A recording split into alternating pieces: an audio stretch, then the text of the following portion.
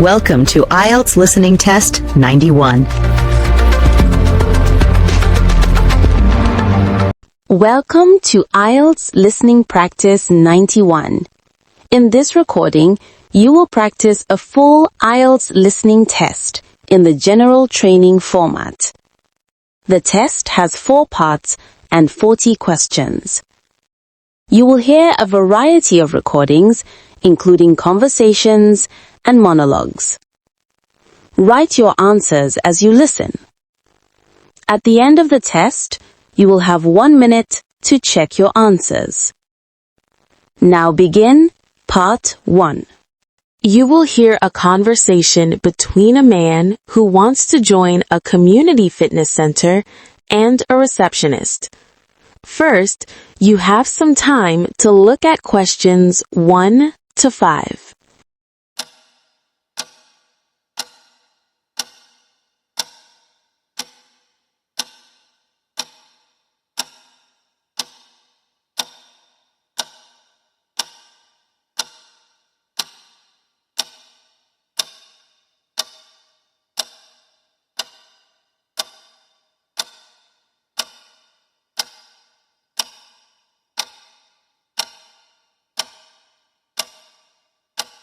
Now, listen carefully and answer questions 1 to 5. Good morning, Greenfield Community Fitness Center. How can I help you? Hello. I'm calling to ask about joining the center. I've just moved into the area and I'm keen to start exercising regularly. Of course. Could I take your name, please? Yes, it's James Davis. Thank you, Mr. Davis. And what's your address? It's 14 Maple Road, Greenfield. Lovely. And a contact number, please? Sure. My mobile is 07-988-643210. Perfect. And what kind of membership are you interested in? I think the family membership will suit us best. My wife and 2 children would like to use the pool as well. Certainly. And do you have a preferred time to exercise? Yes, in the evenings, usually after work. Before you hear the rest of the conversation, you have some time to check questions 6 to 10.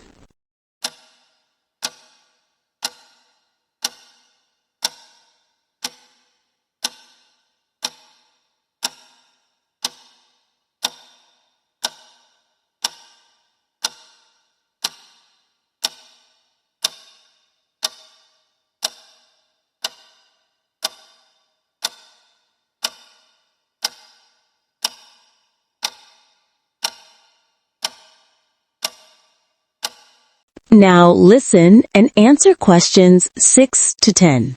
So, how did you hear about our fitness center, Mr. Davis? A friend of mine recommended it. He said the facilities are excellent. That's great to hear. Our membership fee includes access to both the gym and the swimming pool, and also all group classes. That sounds good. Do I need to bring anything when I register? Just a passport photo for your membership card, please. All right. And is there any discount available? Yes.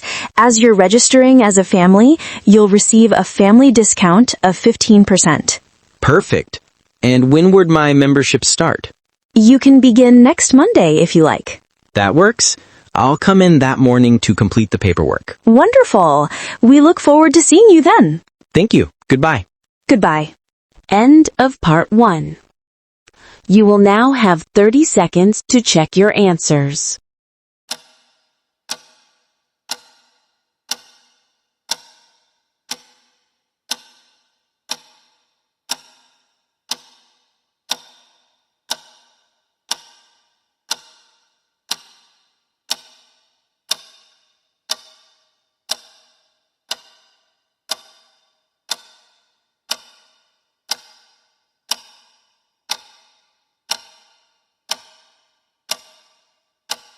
Now turn to Part 2. Now listen carefully to Part 2. You will hear a local counselor giving a talk to residents about a new city park development. First, you have some time to look at questions 11 to 15.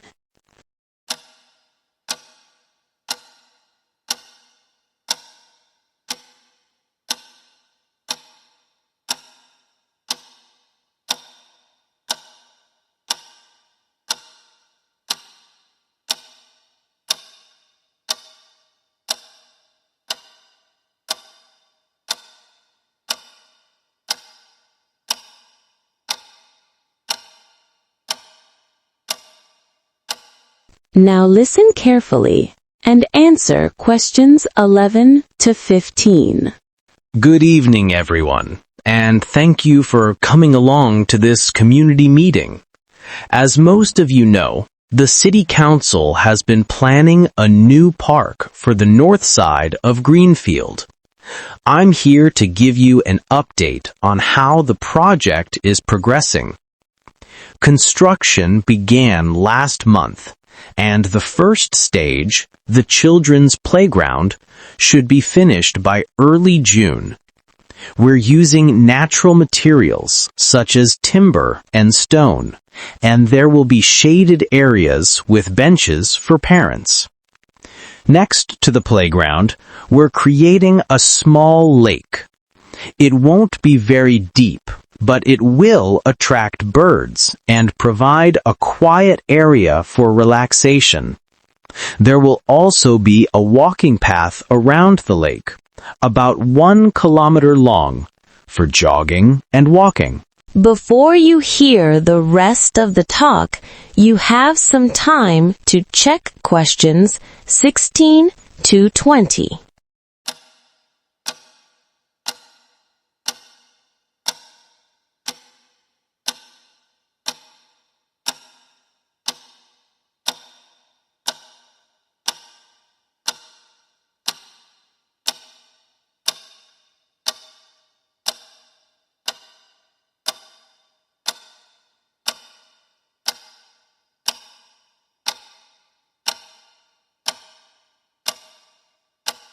Now listen and answer questions 16 to 20.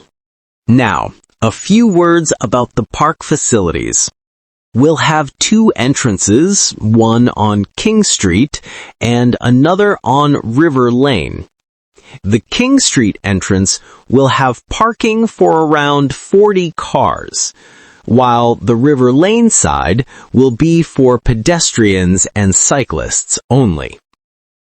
There will be toilets near the main gate and a small cafe beside the lake selling drinks and snacks. The park will open daily at 6 a.m. and close at 9 p.m. during summer and 1 hour earlier in winter. Finally, we'll be running a volunteer program for local residents who wish to help with planting trees and maintaining the flower beds. If you'd like to take part, please leave your name with me at the end of this talk. Thank you for listening. I hope you'll all enjoy the new park once it opens later this year. You will now have 30 seconds to check your answers.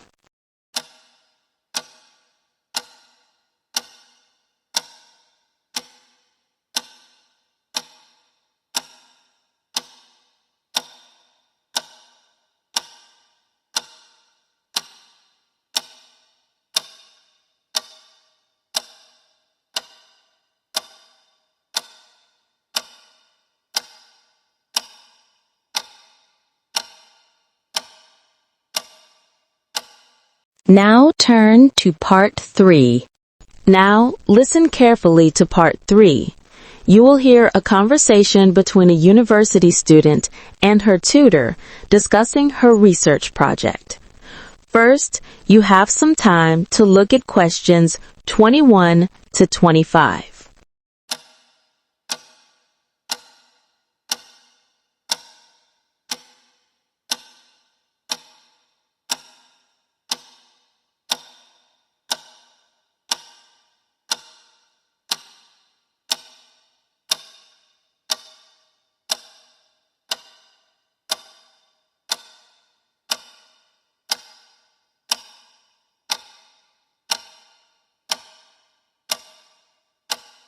Now listen carefully and answer questions 21 to 25. Good morning, Emma. I've read through the outline of your research project. It looks promising. How are you getting on with it? Morning, Dr. Hughes. I've made some progress, but I'm struggling to narrow down the focus. I want to study how local businesses are adapting to online marketing, but the topic feels too broad. I agree. It's always best to be specific. Have you thought about concentrating on one type of business? Yes, actually, I was considering cafes and small restaurants in the city center. That's a good idea. It'll make your data easier to collect and analyze. Have you decided how you'll gather the information? I plan to use questionnaires and follow-up interviews with owners and managers. Excellent. Make sure your questions are clear and concise. You'll also need to include a few open-ended ones to get more detailed responses. Right. I'll revise the questionnaires accordingly. Before you hear the rest of the conversation, you have some time to check questions 26 to 30.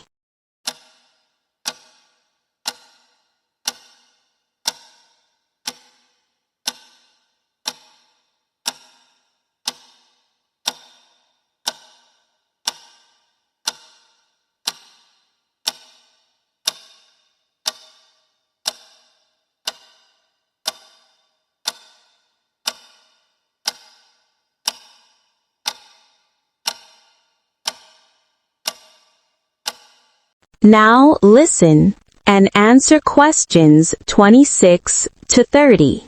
So, how many businesses are you planning to include in your study? Around 20, if possible. I've already identified a few that are willing to participate. That should be sufficient. You'll need to analyze the data carefully. How do you intend to present your findings? I'll use charts and graphs to compare results, and I'll highlight 3 key strategies that seem most effective. Good. Don't forget to mention any limitations in your report. For example, the small sample size or time constraints. Yes, I've made a note of that. Excellent. And what's your deadline for submitting the final report? It's due on the 12th of next month. All right. You're on track, but I'd like to see your first draft by next Friday, if possible. I'll make sure you get it by then. Perfect. I look forward to reading it. End of part 3. You will now have 30 seconds to check your answers.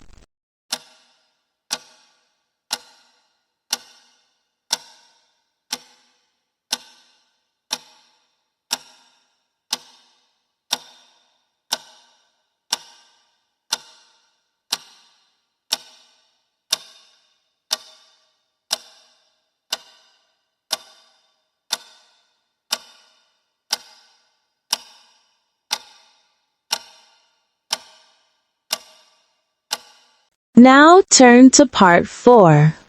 Now listen carefully to part 4. You will hear a university lecture about the history of clocks. First, you have some time to look at questions 31 to 40.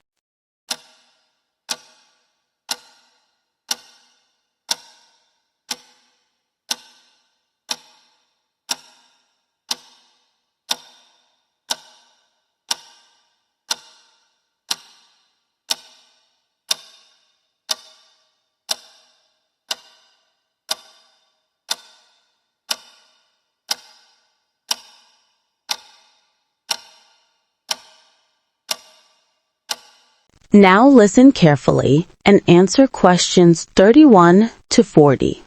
Today, we're going to look at how people have measured time throughout history and how the invention of the mechanical clock changed society.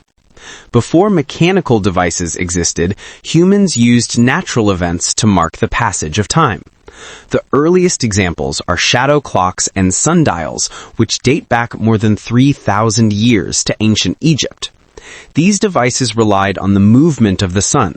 When the shadow was short, it was midday, and when it lengthened, evening approached. However, sundials were useless on cloudy days or at night. The next significant development was the water clock, sometimes called a clepsydra. This measured time by the steady flow of water from one container to another. Water clocks were far more accurate than sundials and could operate indoors. They were used by the Greeks and Romans and later by the Chinese, who built very elaborate versions with gears and figures that moved. By the 13th century, engineers in Europe began experimenting with mechanical clocks powered by weights. These early machines were large and noisy and were usually placed in church towers so the bells could mark each hour for the town's residents. They were not precise by modern standards, but for the first time, timekeeping became public and uniform. In the 17th century, a major breakthrough occurred when the pendulum was introduced by the Dutch scientist Christian Huygens.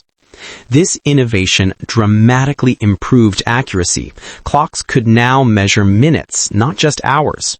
Pendulum clocks dominated for nearly 200 years until the arrival of the spring-driven mechanism, which allowed clocks to be made smaller and portable. By the 19th century, pocket watches were common among the wealthy, and with the growth of rail travel, accurate timekeeping became essential. This led to the creation of standard time zones and synchronized railway timetables. Finally, in the 20th century, mechanical systems gave way to quartz technology, followed later by atomic clocks, which can measure time to a billionth of a second. These modern clocks formed the basis for GPS navigation and international communications today. In short, our understanding of time and our ability to measure it precisely has shaped almost every aspect of modern life, from science and travel to work and leisure. And it all began with the simple observation of a shadow moving across the ground. End of part 4. You will now have 1 minute to check your answers.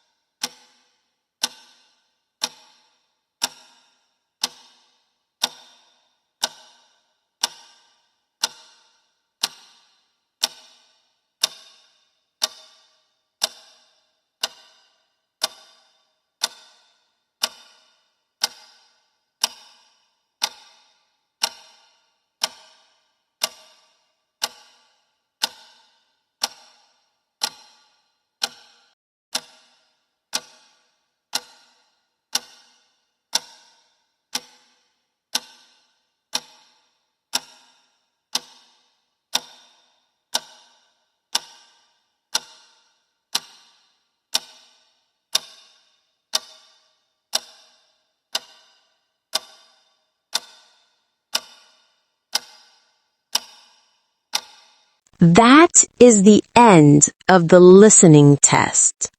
You have reached the end of the IELTS Listening Practice Test 91. Now, take a moment to check how many questions you answered correctly. Count your total number of correct answers and compare your score to the IELTS Listening Band Scale. Below that, keep practicing and you will improve.